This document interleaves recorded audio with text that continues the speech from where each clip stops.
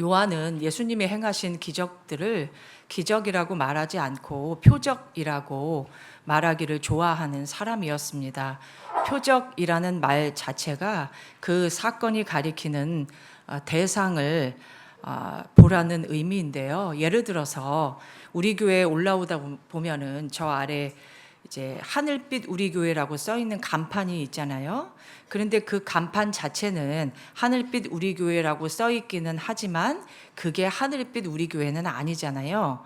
그렇죠? 이제 그거를 보고 여기 올라오면 하늘빛 우리 교회가 이렇게 딱 있잖아요. 그거를 알려주는 표지판이라는 거예요. 그러니까 표적이 그렇다는 거예요. 대상을 말해주는 그 간판 같은 표지판 그런 거예요. 그래서 표적은 그 기적 그 사건, 그 기적 자체에 초점이 맞춰져 있는 게 아니고요. 기적을 일으킨 그 사람, 주체하고 그 메시지가 중요하다는 거예요. 그래서 기적은요, 단지 대상을 가리키는 표지판 역할을 하는 거, 그게 이제 표적이라고 이제 헬라어 원어상 그래요. 표적이라고 말하는 겁니다. 그래서 오늘 등장하는 맹인의 눈을 뜨게 해주신 이 사건도요, 요한복음에 기록된 7가지 표적 중에 하나이거든요. 요한복음에는 7개의 표적과 7개의 설교가 있어요. 그 2개가 이렇게 짝을 이루고 있거든요. 이제 그 말은 예수님이 하신 설교에 표적에 대한 설명이 다 나와 있다, 그 뜻이에요.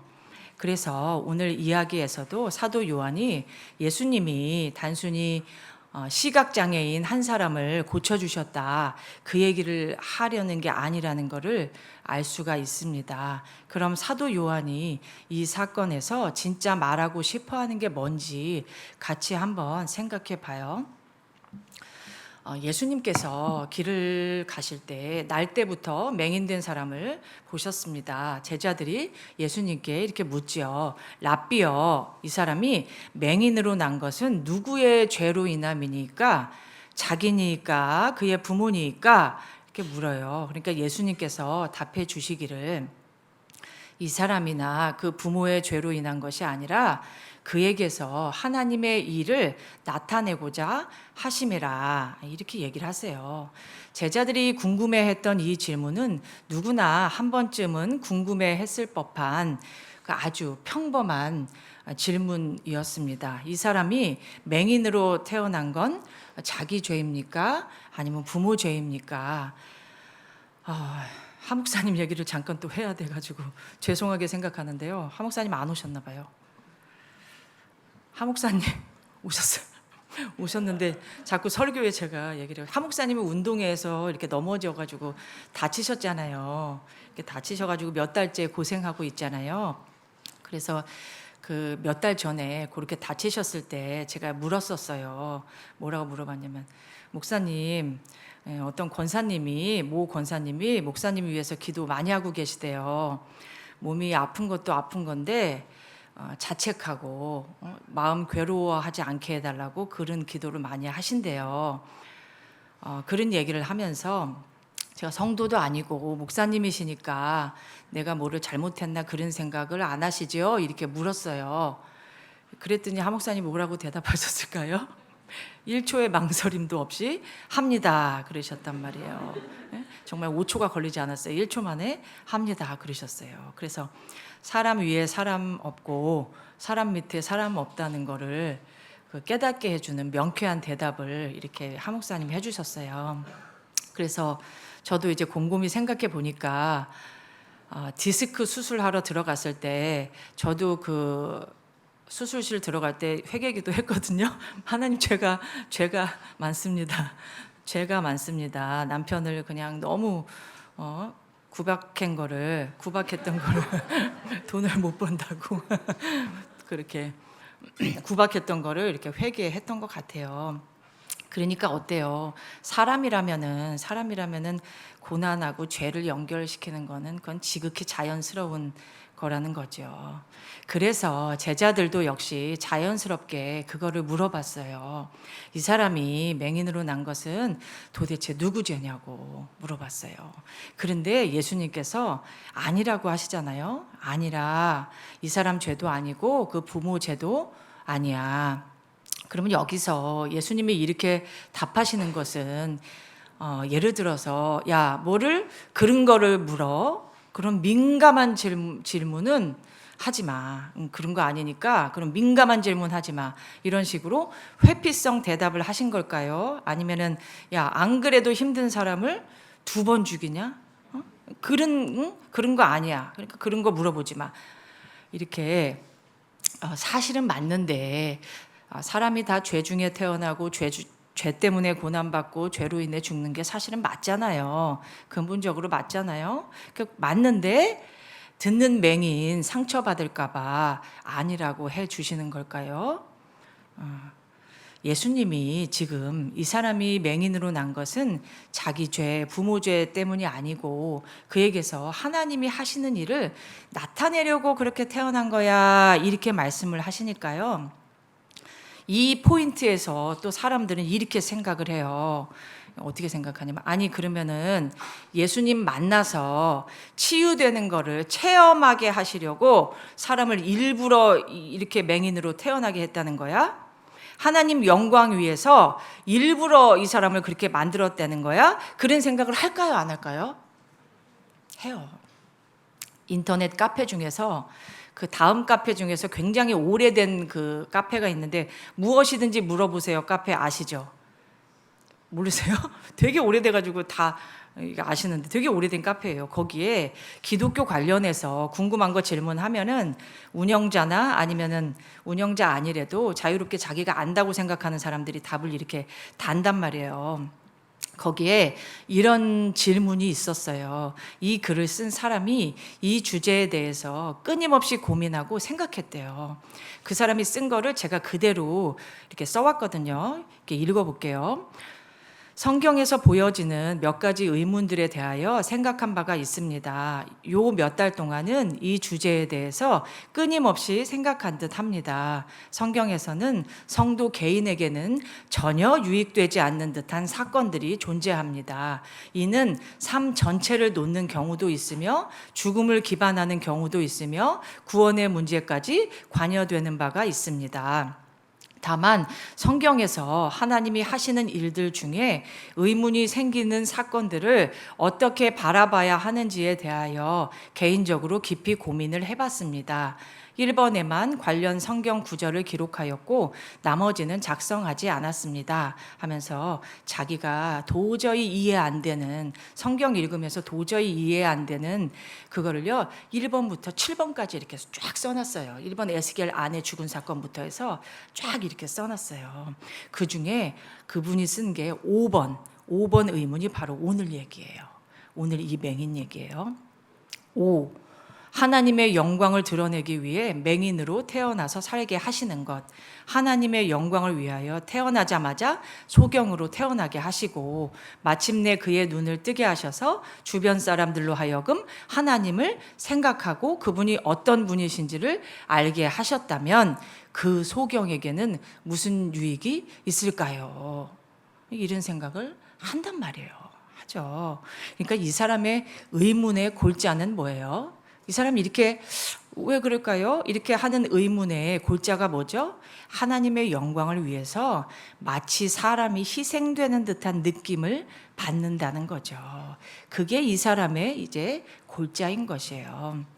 그런데 이제 진짜 그런지 본문을 이제 봐요. 예수님께서 이 사람이나 그 부모 죄 아니고 하나님이 하시는 일을 나타내고자 하심이라. 그리고서는 갑자기 이제 다른 얘기 같은 그런 얘기를 하신단 말이에요. 4절, 5절을 우리 같이 한번 읽어볼게요. 4절, 5절. 읽어볼게요. 시작. 때가 아직 낮임에 나를 보내신 이의 일을 우리가 하여야 하리라. 밤이 오리니 그때는 아무도 일할 수 없느니라. 내가 세상에 있는 동안에는 세상의 빛이로라. 하나님이 하시는 일을 나타내려고 그렇게 태어났어. 그렇게 하시고는 갑자기 좀 다른 얘기를 하시는 것 같은데 당신 얘기를 하세요. 당신한테 초점을 맞춘단 말이에요. 지금은 때가 아직 낮으니까 당신을 보내신 이의 일을 해야 된대요. 해야 된다는 거예요. 왜냐하면은 밤이 온대요. 밤이 꼭 올 건데 그때는 아무도 일을 하지 못하기 때문이래요. 그래서 당신이 세상에 있는 동안에는 세상에 나는 빛으로 있는 거야. 빛으로 계신대요. 당신이 이렇게 계실 동안에. 그리고 나서 이제 다소 독특한 치료 행위를 하시는 장면이 6절, 7절에 이제 나와요. 6절, 7절 같이 한번 읽어봐요. 시작. 이 말씀을 하시고 땅에 침을 뱉어 진흙을 이겨 그의 눈에 바르시고 이르시되 실로암 못에 가서 씨를 하시니 실로암은 번역하면 보냄을 받았다는 뜻이라. 이에 가서 씻고 밝은 눈으로 왔더라. 예수님께서 주로 말씀으로 하시거나 기도로 이렇게 병든 자를 치료해 주시잖아요. 그렇게 해 주셨잖아요. 그런데 이 사람한테는 조금 특별한 치료 행동을 하셨어요. 땅에 침을 뱉어서 진흙을 이겨요. 진흙을 이겨요. 그러면 흙 반죽이 만들어지겠죠? 흙 반죽이 만들어져요. 그걸 이제 눈에다가 발라요. 그리고 실로암 못에 가서 씻고 오라 그래요. 그리고서 이제 성경에 친절하게 설명이 돼 있어요. 실로암은 보냄을 받았다 이 뜻이래요. 자, 그러면 예수님이 하신 말씀을 하나씩 생각해 봐요. 때가 아직 낮이라는 것은 일할 수 있는 때라는 거죠. 일할 수 있는 때다. 지금 이 맹인 만난 이 날도 낮이에요.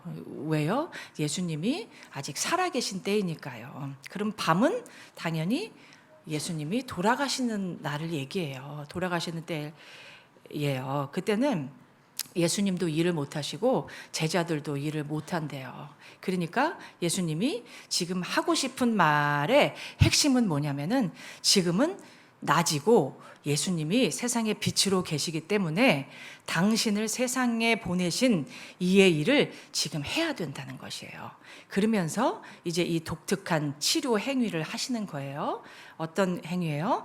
땅에 침을 뱉어서 진흙을 이겨서 맹인의 눈에 발라요.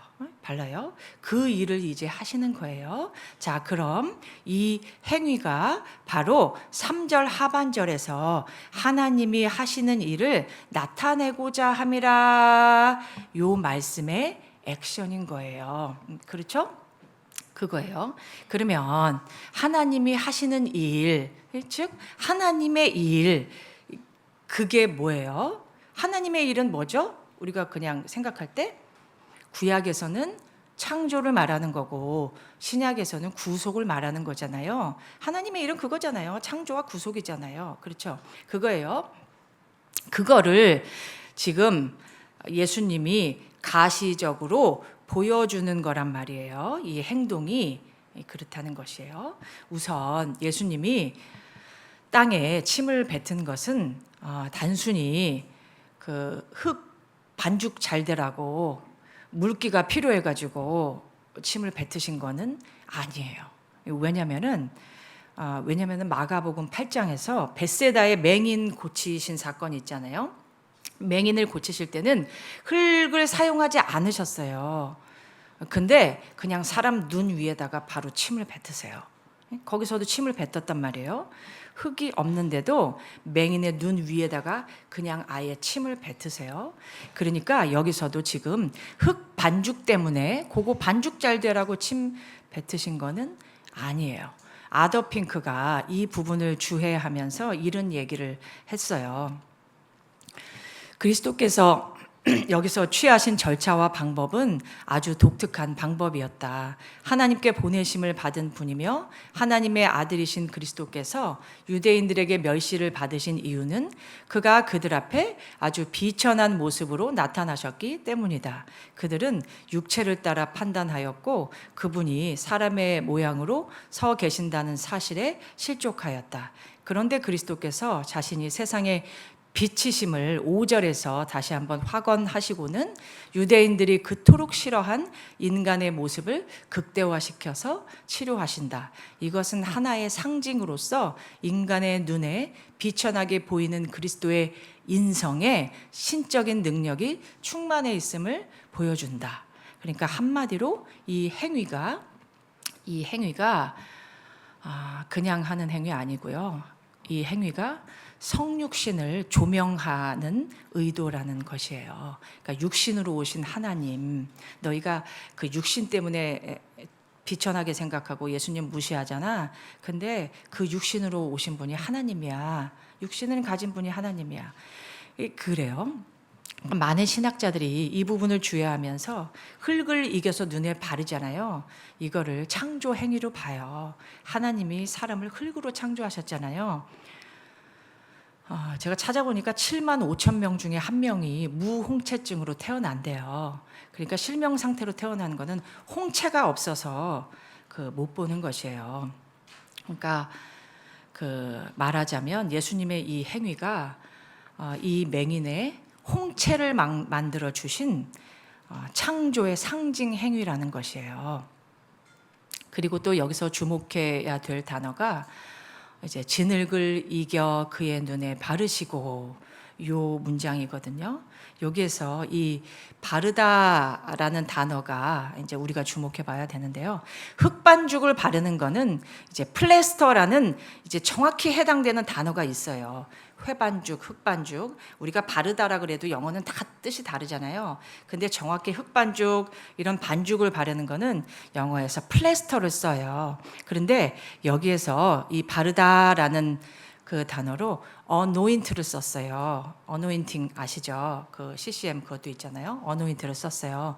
그 무슨 뜻이에요? anoint가? 제가 너무 조용하게 얘기해 졸리신가 봐요. 제가 사실 오늘 그 휴가철이고 다 이제 선교도 많이 가시고 그래서 정말 성도분들이 조금 오실 거라고 생각하고 오늘 그랬어요. 근데 너무 많이 오셔가지고 떨려서 이렇게 그래 자반자반 얘기하는 건데요. 그래가지고 졸리신가 봐요. 그래가지고 보세요. 되게 어노인트를 썼어요. 어노인트. 이게 놀라운 단어거든요. 무슨 뜻이에요? 기름 붓다는 뜻이에요. 흙을 바르는 거였는데 기름 붓다를 썼어요. 기름 부음하다 그렇단 말이에요. 그러니까 지금 요 문장의 정확한 번역은 이런 거예요. 진흙을 이겨 그의 눈에 기름 부으시고 그거예요. 그의 눈에 기름 부으시고. 구약에서 이 단어를 쓰면은 제사장, 선지자, 신분 주는 거를 의미하잖아요. 그런데 신약에서 이 단어를 쓰면요, 100% 성령이에요. 성령. 그러니까 6절에 이 말씀을 하시고 땅에 침을 뱉어 진흙을 이겨 그의 눈에 바르시고 요 있잖아요. 요 행위. 예수님의 이 독특한 치료 행위에 어때요? 삼위 하나님의 일이 전부 다 들어있다는 것을 지금 가시적으로 보여주고 있는 장면이라는 것이에요.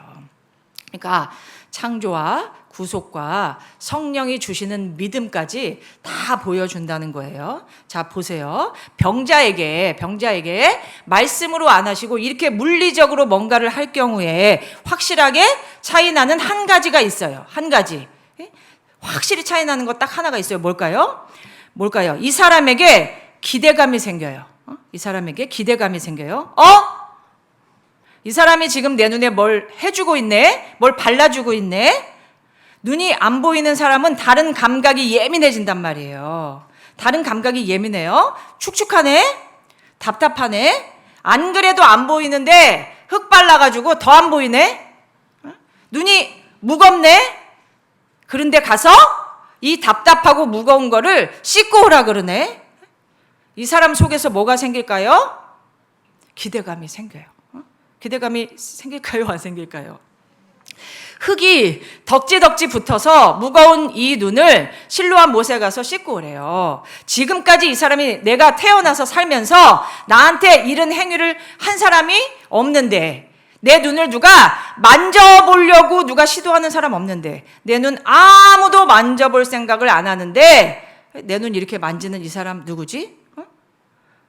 내 눈을 만지고 내 눈에 흙을 붙이고 이렇게 하는 사람이 여태까지 살면서 아무도 없었는데 이 사람 누구지? 이 맹인의 마음이 요동을 칠까요? 안 칠까요? 기대감이 저는 생길 것 같아요. 100% 저는 마음이 출렁거렸을 거라고 봐요. 이 사람 마음에 희망이 들어올까요? 안 들어올까요? 소원이 생겨요? 안 생겨요? 기대감이 생겨요? 안 생겨요? 생기니까 갔겠죠. 그렇죠? 실로암 그 못 가가요. 여기서 뭐 2km 떨어졌다는 사람, 5km 떨어졌다는 사람 있더라고요. 그렇게 떨어졌대요. 그런 게 생기니까 갔겠죠. 가서 씻고 와. 그랬더니 한번 보세요. 이것만 해면은 살 것 같잖아요. 지금 덕지덕지 붙었으니까 왠지 씻으면은 다 좋아질 것 같잖아요. 그런 기대감을 가지고 생겼으니까 갔단 말이에요. 실로암 목가에. 그러니까 예수님이 왜 이렇게 하셨는지 아시겠죠? 그러니까 제가 예수님의 이 행동을, 예수님은 하나님이란 말이에요. 제가 엊그저께도 저희 아들한테 그랬단 말이에요. 물론 사람이에요. 사람이 아니라는 게 아니에요. 근데 예수님은 하나님이에요. 사람이라고 생각했다가는 정말 착각이다. 제가 우리 아들한테 그랬어요. 사람이라고 생각하면 착각이다. 하나님이시다. 하나님이 이런 행동을 하셨을 때는 아무 의미가 없었을 리가 없다. 이 행동에 대해서 그래서 제가 말씀을 계속 묵상하고 계속 봤어요. 한국에 나와 있는 주석은 다 읽어봤어요. 이거를 누가 주석을 좀 잘 달아놨나 싶어가지고. 그런데 침 뱉고 흙 이기고 이거를 이상하게 해석하는 사람도 많아요. 알레고리로 해석하는 사람도 많고 그래요. 그래서 설교문도 여러 개를 읽어봤어요. 그런데 그렇게 공감이 안 돼요. 공감 안 되고 설득이 잘 안 됐어요. 그런데 어떤 한 시각장애인인 목사님이 장애인의 날에 이 본문으로 설교하신 그 설교문이 기사로 나온 거를 읽었어요. 근데 그거는 공감이 됐어요. 당신이 시각장애인이신데 목사님이 이거를 읽으실 때요, 이 말씀을 읽으실 때 예수님이 침 뱉고 흙 바르고 하신 이 행위가 비위생적으로 이렇게 다가오는 게 아니라 당신한테는 당신 아픔을 그 함께하는 위로 행위로 보인다는 거예요. 당신은 그렇게 다가온대요. 이 목사님이 자기 고통 속으로 들어오신 예수님으로 다가오더래요. 이 목사님이 묵상하실 때. 그러니까 저는 그 설교에는 공감이 됐어요. 그러니까 뭐예요? 결국 아더핑크랑 같은 말을 하는 거라는 거예요. 아더핑크 주애랑 같은 말이 뭐예요? 성육신에 초점을 맞추고 있다는 거예요. 성육신에. 그러니까 예수님의 이 행동은요, 이 사람의 눈만 여신 게 아니에요. 눈만 여신 게 아니에요. 마음의 빗장을 여셨죠. 마음의 빗장을 여셨죠. 우리는 본능적으로 내가 맹인이 아닌 이상 이런 말씀을 묵상할 때, 이렇게 읽을 때 이 대상을, 여기 나오는 이 맹인을 타자화시켜서 이해해요. 본능적으로 그래요. 나라고 생각 전혀 안 해요. 타자화시켜서 이해한단 말이에요. 그런데 이 이야기는 시각장애인 누구 고쳐주신 얘기가 아니에요. 처음에 제자들의 질문은, 실상은 이런 거예요. 실상은, 랍비여, 이 사람의 절망은 누구 죄입니까? 생각해 봐요. 나면서부터 맹인으로 났어요. 직업이 뭐예요? 거린이에요. 안 보이는데 뭘 해서 먹고 살겠어요? 거린이죠. 그럼 이 사람이 그냥 맹인이에요? 그냥 앞만 안 보일 뿐인가요? 태어났으니까 사는 거지. 어떠세요? 저만 그렇게 생각하는지 모르겠어요. 태어났으니까 사는 거지. 별로 살고 싶지 않은 인생 아니에요? 그렇죠. 사는 게 지옥인 사람이 아니냐고요. 이 사람 인생이라는 게. 이 사람은 그냥 어디 몸 한 군데 조금 불편한 사람이 아니에요. 왜냐면 바리새인들이 이 사람한테 뒤에 34절을 보세요. 네가 온전히 죄인으로 났으면서 우리를 가르치느냐? 이렇게 한단 말이에요. 맹인으로 난 것 자체가 그냥 죄인이에요. 이 사회에서는 그냥 완전한 죄인, 네가 온전히 죄인으로 났으면서 우리 가르치냐? 맹인이 몇 마디 했더니 그런 대목이 나온단 말이에요. 그냥 맹인으로 난 자체가 완전한 죄인인 세상에 사는 그런 사람이에요. 그게 산 거예요? 죽은 거예요? 이 사람 그냥 맹인이 아니란 말이에요.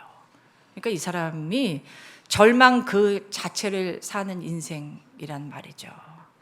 고로 제자들의 질문은 실상은 이런 거예요. 랍비여, 이 사람의 절망은 자기 죄입니까? 부모 죄입니까? 이 사람의 전적 무능은 자기 죄입니까? 부모 죄입니까? 그거예요. 예수님의 해석이 뭐예요? 예수님의 해석이 뭐죠? 이 사람 죄도 아니고 부모 죄도 아니야. 그럼 누구 제3자 죄 때문이라는 건가요? 아니잖아요. 이 말의 핵심은 뭐예요? 예수님 이 말씀의 핵심은 뭐예요? 죄 때문이 아니라는 거예요. 죄 때문이. 죄가 있어서 그렇게 태어난 게 아니라는 거예요. 그럼 뭐 때문에 그래요? 구원받으려고 그렇게 태어났다는 거예요.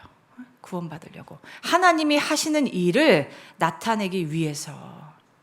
그러니까 하나님이 능력 자랑하려고 죄 없는 사람 일부러 그렇게 태어나게 했다는 뜻이 아니라 하나님이 계시기 때문에 하나님 만난 인생은 절망이 이 사람들 좋아하는 해석대로 하자면은 죄가 설령 죄 때문이라고 쳐도 설령 죄 때문이라고 쳐도 그 죄가 아무 효력이 없다는 뜻이에요.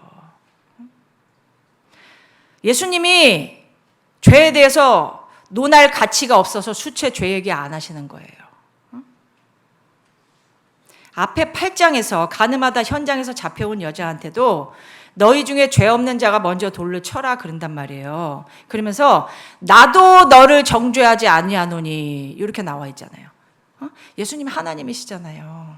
하나님이신데 나도 너를 정죄하지 않는데요. 그래서 다시는 이제 죄를 범하지 말거라. 그렇게 하고 보내요. 그러면서 뭐래요? 너희는 육체를 따라 판단하나. 너희들은 밤낮 육체를 따라 판단하잖아. 맨날 죄라 그러잖아. 육체를 따라 판단하나 나는 아무도 판단하지 아니하노라. 예수님에게 있어서는요, 하나님에게 있어서는 죄가 의미가 없다는 것이에요. 왜요? 왜요? 왜요? 구원하시는 하나님의 손이 더 길고 더 크기 때문이에요. 더 길고 더 커요. 그러니 이 한 사람 구원하는데도 보세요. 한 사람 구원하는데 우리 개인도 마찬가지예요. 각 나 하나 구원하는데도 나 한 사람 구원하는데도 보세요. 성부, 성자, 성령 세 분이 일하시잖아요. 같이 일하시잖아요. 그래서 인생들에게 절망이란 거는 없는 거예요. 그거를 얘기해 주시는 거라는 거예요.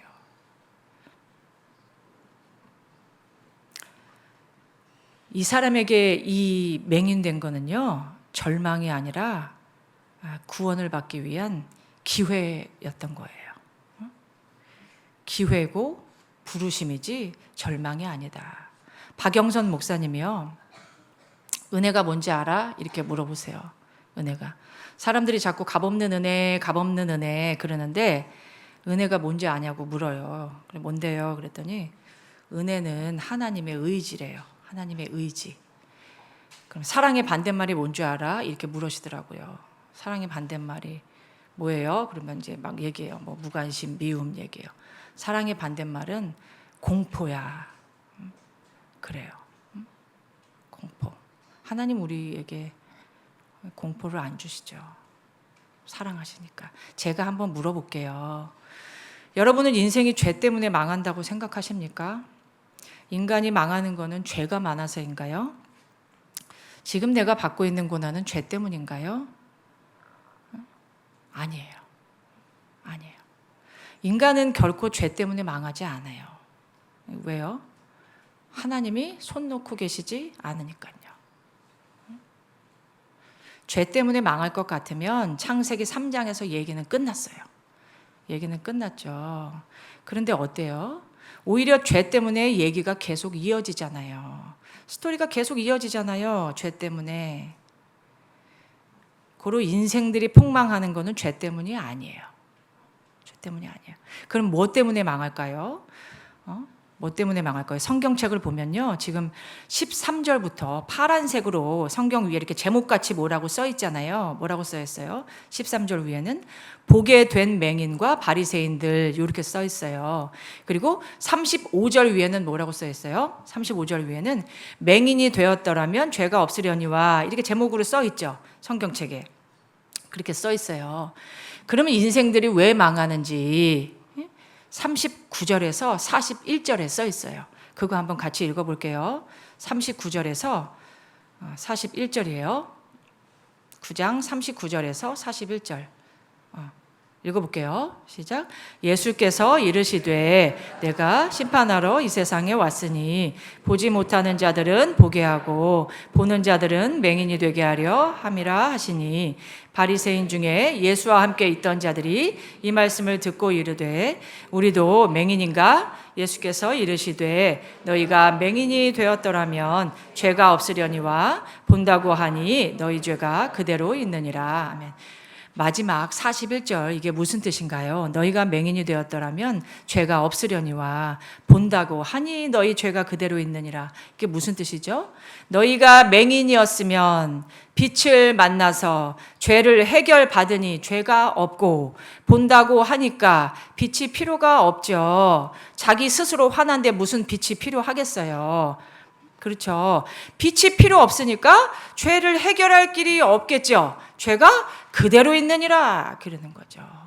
그래서 오늘 이 이야기는요, 시각장애 가진 어떤 특정인 고친 얘기가 아니에요.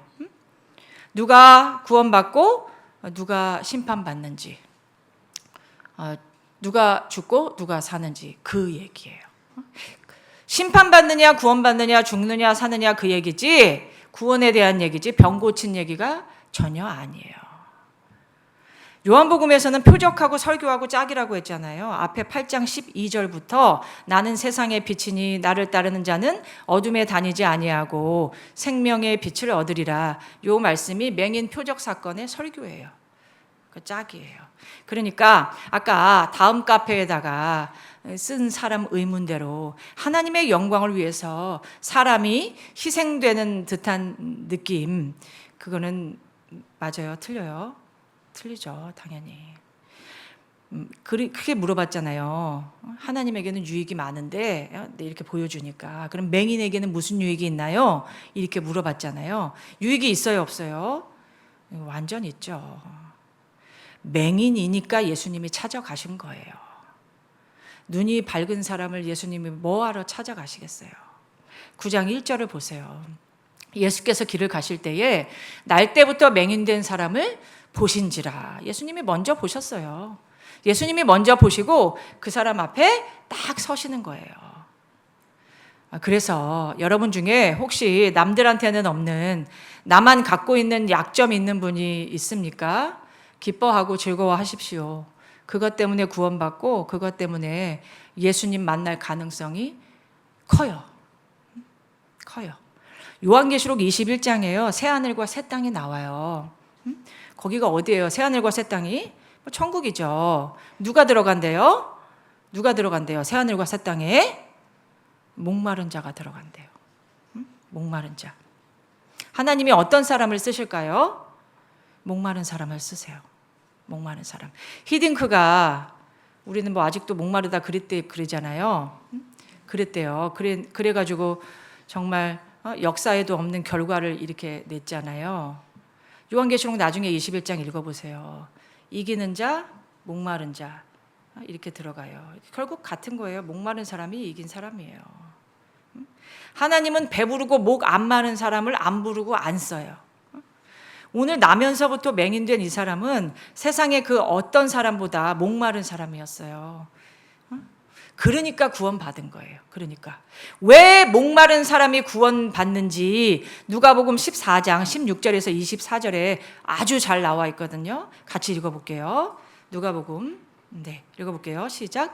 이르시되 어떤 사람이 큰 잔치를 베풀고 많은 사람을 청하였더니 잔치할 시각에 그 청하였던 자들에게 종을 보내어 이르되 모든 것이 준비되었나이다 하매 다 일치하게 사양하여 한 사람은 이르되 나는 밭을 샀음에 아무래도 나가보아야 하겠으니 청컨대 나를 양해하도록 하라 하고 또 한 사람은 이르되 나는 소 5겨리를 샀음에 시험하러 가니 청컨대 나를 양해하도록 하라 하고 또 한 사람은 이르되 나는 장가 들었으니 그러므로 가지 못하겠노라 하는지라. 종이 돌아와 주인에게 그대로 고하니 이에 집주인이 노하여 그 종에게 이르되 빨리 시내의 거리와 골목으로 나가서 가난한 자들과 몸 불편한 자들과 맹인들과 저는 자들을 데려오라 하니라. 종이 이르되 주인이여 명하신 대로 하였으되 아직도 자리가 있나이다.